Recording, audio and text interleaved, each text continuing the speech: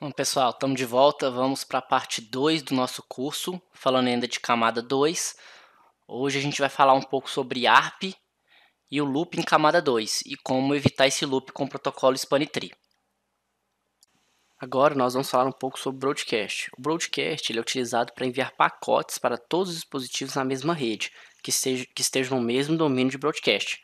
O domínio de broadcast nada mais é que o limite de uma rede em camada 2, ou seja, todos os equipamentos interligados entre camada 2. Exemplo, vários switches e computadores interligados.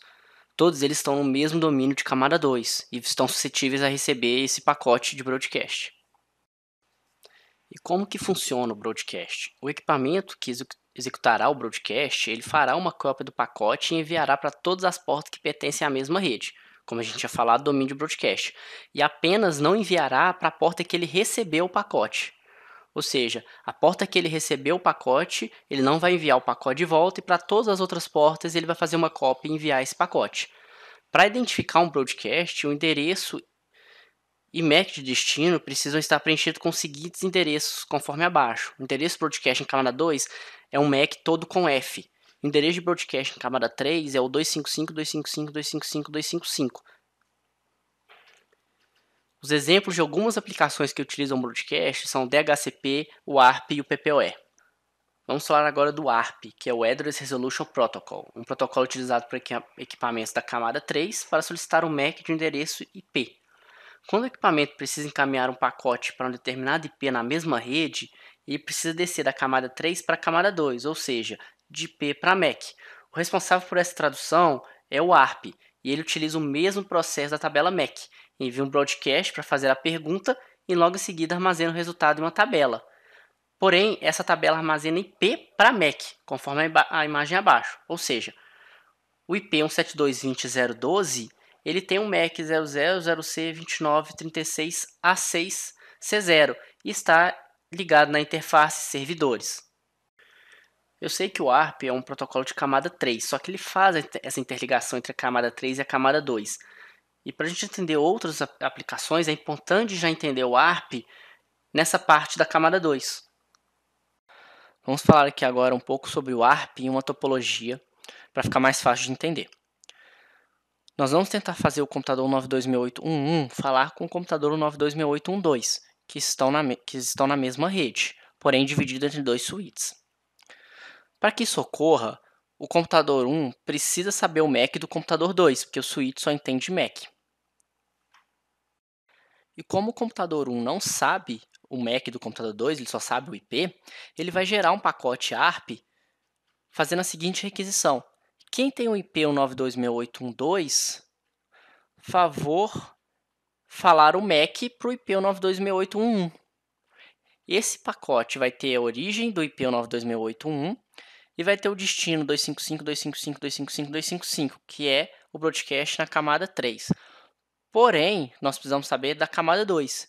Esse pacote também vai ter a camada 2 e ele vai ter o broadcast com MAC tudo F, com o destino de MAC tudo F, ou seja, FF, FF, FF, FF, FF. E esse pacote ele vai chegar no switch 1. O switch 1, quando ele receber esse pacote, ele vai analisar só a camada 2. E ele vai ver o destino, que é o broadcast de camada 2, que é o FF. E nisso ele vai encaminhar para todas as portas deles que estão ativas, menos a que ele recebeu esse pacote. Ou seja, ele vai caminhar para o switch 2. O switch 2 vai fazer a mesma coisa do switch 1. Vai encaminhar para a porta 1 e menos para a porta 2, porque ele recebeu o pacote da porta 2. E esse pacote vai chegar no computador 2. Quando ele chegar no computador 2, o computador 2 vai falar, eu tenho esse IP, então esse pacote é para mim. E ele vai responder esse IP, olha, o meu IP é o 92.6812 e o meu MAC é o MAC X. E vai voltar até o computador 92.6811. Agora nós vamos falar um pouco sobre loop em camada 2. É um loop até tranquilo de entender, mas ele é difícil de identificar, tá? Vamos usar a mesma topologia que a gente estava usando para o ARP, tá? Mas a gente vai colocar um switch a mais, que é esse switch que vai gerar o loop. O que acontece? O computador 92.6811, do mesmo jeito, ele vai tentar falar de novo com o computador 92.6812. Como ele não sabe o MAC do computador 2, ele vai gerar aquele pacote ARP que a gente já tinha conversado. Esse pacote ARP vai chegar no switch 3, e ele é um pacote de broadcast. Como é um pacote de broadcast, o switch vai encaminhar para todas as portas, menos a que ele recebeu. Então ele vai caminhar para a porta 1 e para a porta 2. Eu vou até colocar aqui de cor diferente para vocês entenderem como o pacote vai indo. O pacote que veio na porta 2, ele vai chegar no switch 2. E o pacote que veio na porta 1 vai chegar no switch 1. O switch 1 vai receber esse pacote e o switch vai ver a broadcast. Ele vai encaminhar para todas as portas, menos a que ele recebeu. Ou seja, não vai encaminhar para a porta 1, vai encaminhar para a porta 3 e para a porta 2. Mesmo caso, o switch 2, que vai encaminhar para a porta 4 e para a porta 1, e não vai encaminhar para a porta 2. Porém, o pacote do switch 1 chegou no switch 2. E o pacote do switch 2 chegou no switch 1. O switch 1 vai fazer exatamente a mesma coisa. Ele vai olhar o pacote, é broadcast. Ele vai encaminhar para a porta 1 e para a porta 3 e não vai encaminhar para a porta 2. Mesma coisa o switch 2, ele vai encaminhar para a porta 2 e para a porta 4 e não vai encaminhar para a porta 1. Viu que novamente os dois pacotes chegaram no switch 3? Um pacote acabou virando 2 que voltou para o switch 3. E o switch 3, como é o pacote de broadcast, ele não olha na tabela MAC. O que ele vai fazer? Vou encaminhar para todo mundo novamente. Então, o pacote que veio da 2 ele vai encaminhar para 1 e o pacote que veio da 1 ele vai encaminhar para 2 e vai gerar o loop novamente. E o que isso vai acontecer? Ou ele vai estressar a CPU do switch até o switch não conseguir funcionar mais e reiniciar, ou ele vai estourar o seu link. Vamos dizer, você tem um link de 10 MB, ele vai estourar seu link de 10 MB com esses pacotes. Como que a gente faz para poder parar esse loop? O que a gente pode fazer é tirar um switch, quer dizer, desativar uma porta, ou ativar um protocolo que chama SpanTree. Tá? O protocolo SpanTree ele faz um cálculo e ele consegue verificar qual a porta está gerando o loop.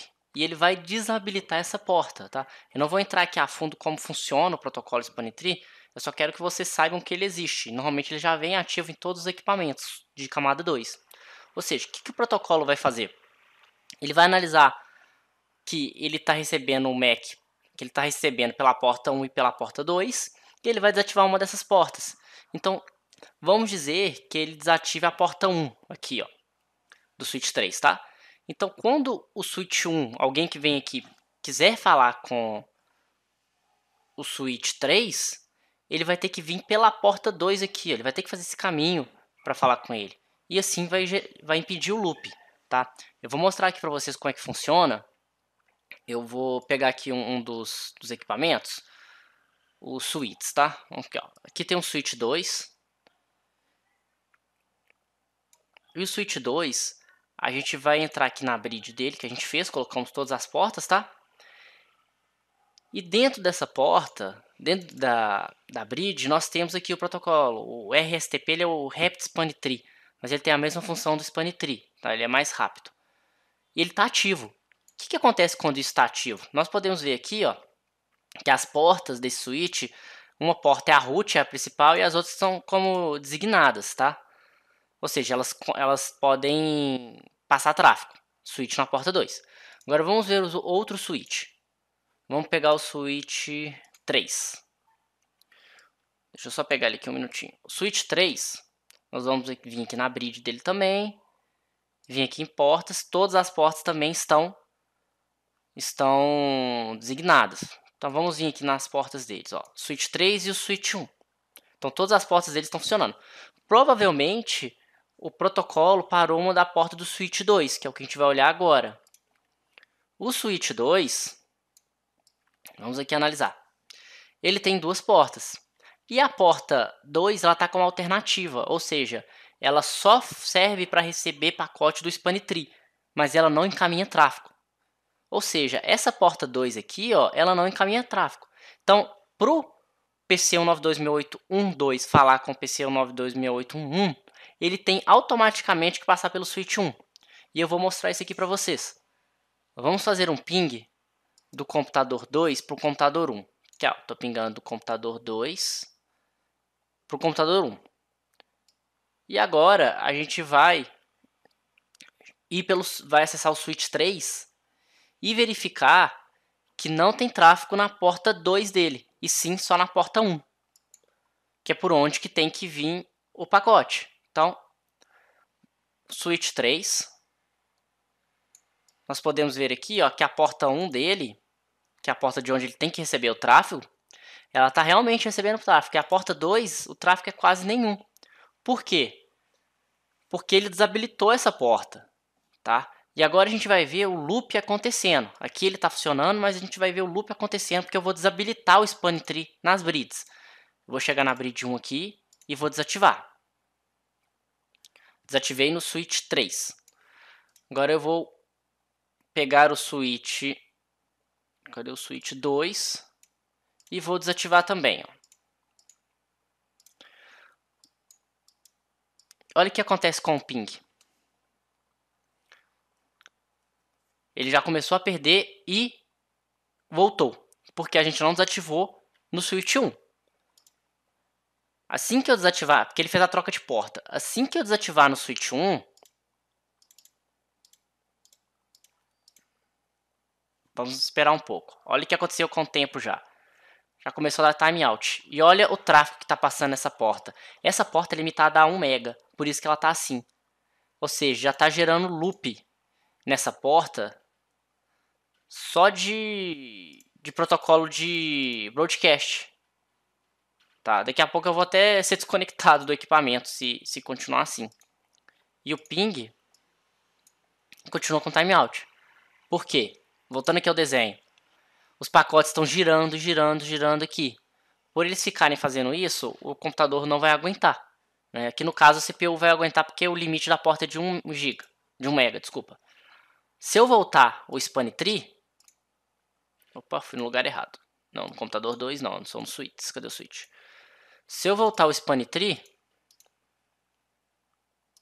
vamos voltar em todos os switches aqui, só um minutinho. Switch 1, span tree, switch 2, span tree, switch 3, span tree. Assim que eu ativar isso, ele vai pegar uma porta e vai designar ela como alternativa novamente. Agora a gente tem que saber em qual switch ele fez isso. Ele deve ter feito exatamente da mesma maneira que estava antes. Olha lá, ele colocou a porta como alternativa.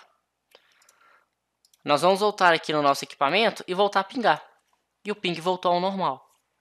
Porque ele desabilitou a porta